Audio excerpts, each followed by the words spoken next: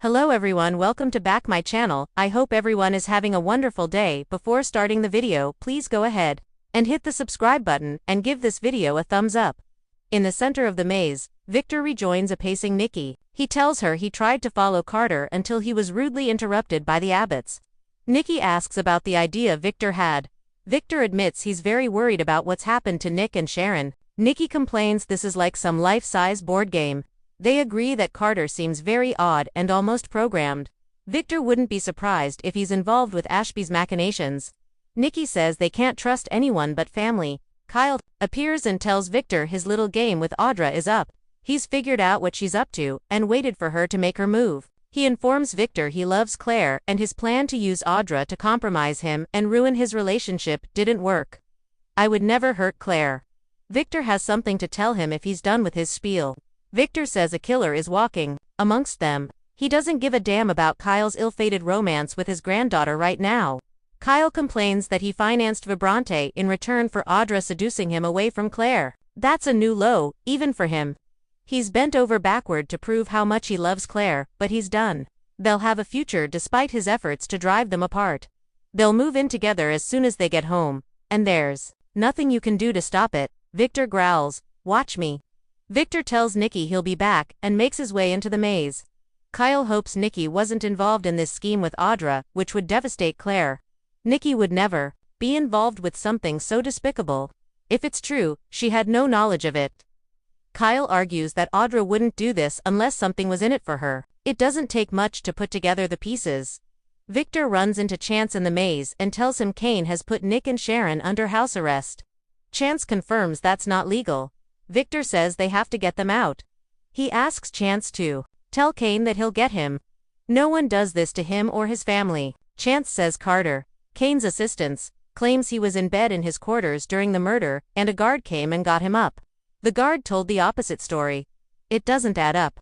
Victor thinks Carter is lying to cover up for Kane. Why? Doesn't that surprise me? Did Amanda erase the footage? In his office, Kane watches the footage of him and Damien sitting on the bench. Amanda walks in and warns him against deleting evidence. He wanted to ask her the same thing. Did she touch the footage? He suggests maybe she was trying to protect her boss, or someone else. Amanda fumes that she wouldn't tamper with evidence, for him or anyone else. It's illegal. If she'd deleted the evidence to help him, that would make her an accomplice to her crime. Who else would she be protecting? Phyllis. Amanda fumes that she would be the last person on that tape. Does he really think that any of these people would risk what they have to rid the world of him? Kane asks, "What do I have to do to convince you? Die?" Amanda asks, he deleted the footage because he stabbed Damien in the back. Kane rails about her thinking this of him. For the last time, I did not murder Damien. They go over the glitch in the footage. Whoever erased it did so to cover up their guilt. If it was Nick, as Kane suggests, he'd have had to know about his surveillance room, find it, and delete the footage. Kane sighs that maybe he's wrong and Nick Newman isn't the killer. Amanda urges him to release Nick and Sharon. She was against this from the beginning and complains about him telling people she advised the measures. Locking them up was very wrong and he needs to release them before it blows up in his face. Kane understands her concern.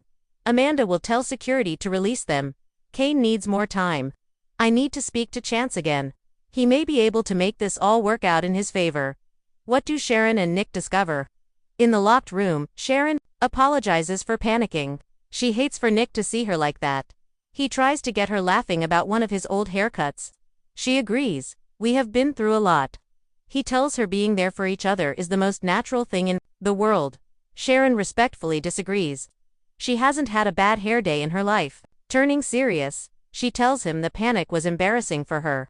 Nick thinks it's natural considering what she's been through. Neither of them deserves this. Sharon is sure this is part of some grander scheme on Kane's part. They need to find a way out of there to stop it. Nick kicks the door a few times and then checks in with Sharon, who is feeling better. She says they need to find something to pick the lock. Nick digs into a chest, and they find books and wine. Sharon opens an old photo album with people from the 1900s. The name on the back is DeLeon and Nick wonders if this is the old Chanty DeLeon winery. Sharon wonders if Kane bought it from then. Perhaps the maze is sitting on the old vineyard. Nick wonders why. Kane would bulldoze a vineyard and go over the hefty expense of everything they've seen there. Nick thinks there has to be something nefarious to Kane making his fortune. He's been away from Lily's positive influence and under Colin's. God only knows what that's turned him into. Nick is increasingly suspicious about Kane and what he's up to. Out of nowhere, the guy is worth billions. If they can figure out how he did it, maybe they can stop what he has planned. Sharon pulls out a really old bottle of champagne. Nick muses, "Champagne, I've got an idea." Sharon hopes it doesn't involve drinking to pass the time. Nick chuckles and says he has a better idea. He opens the bottle, removing the wire that holds the cork in the bottle to use to pick the lock. Sharon says she and Phyllis picked the lock in the clinic, but it was booby. He holds up the wire. "Here's your chance again." Sharon gets to work. Who's lurking in the hedges? Audra finds Lily by the fountain in the maze, and asks how she's doing after all she's been through. Lily's still in shock about Damien. Audra agrees that it's shocking and tragic. She's worried for Nate and Amy. Lily doesn't even know how they'll tell them. Audra wishes Nate had come with her. So many things would have played out differently. They hear a noise and call out, "Who's there?" Ducking behind a statue, they wait to see who's lurking, whilst calling for them to show their face. Phyllis emerges from behind a hedge and tells Lily and Audra she was just listening in. Lily warns they could have come after her and hurt her. Phyllis smirks and tells them to take a deep breath. She claims eavesdropping is the only way to save their lives at this point and give them a clue to the true identity of the killer. Audra complains about Phyllis eavesdropping for her boss, and Lily gripes about her not believing that Kane killed Damien. Phyllis knows he didn't do it, and Nick's as innocent as Kane. Lily points out there isn't any other suspects. Who, out of them, could possibly be a murderer? Phyllis doesn't know who killed Damien, but they have family and friends who have killed someone before. Lily argues that this is premeditated, and none of them are capable of that. Phyllis says it's for chance to figure out. She suggests that Audra might have killed Damien to keep him quiet about her closeness with Kyle on the trip. Lily defends Audra. Phyllis is just making a point that if you try hard enough you can find a motive for anyone. Her theory about Audra is no more absurd than pointing the finger at Kane or Nick. Lily thinks anything is possible where Kane is concerned. She doubts he even sent anyone down the mountain. Kane, having his own investigator, is strategic. He can manipulate the evidence. Phyllis asks why Kane would do this. Lily says he'd have known Chance would be there with no backup or real power. Phyllis points out he didn't yet know that Damien was a romantic threat. Lily rants about everyone, defending Kane, who has been lying to them for years. Phyllis warns she's letting her emotions cloud her intelligence and better judgment. Lily tells Phyllis that she's using this situation to further her career. Audra says they all know. That's the only reason she's there. Phyllis is offended. They're accusing her of acting indifferent toward a man's death. She points out that Audra doesn't seem the least bit rattled that there's a murderer amongst them. Audra warns her to back off. Phyllis is sure Lily is devastated over Damien's death and needs someone to blame. Of course, she'd want to point the finger at Kane. Lily insists she has no idea what she's talking about. Phyllis asks Lily to really think about this objectively. There's no way Kane is capable of this kind of violence. Audra doesn't like Phyllis, but her logic makes sense. Phyllis asks Lily how she can be suspicious of the father of her children.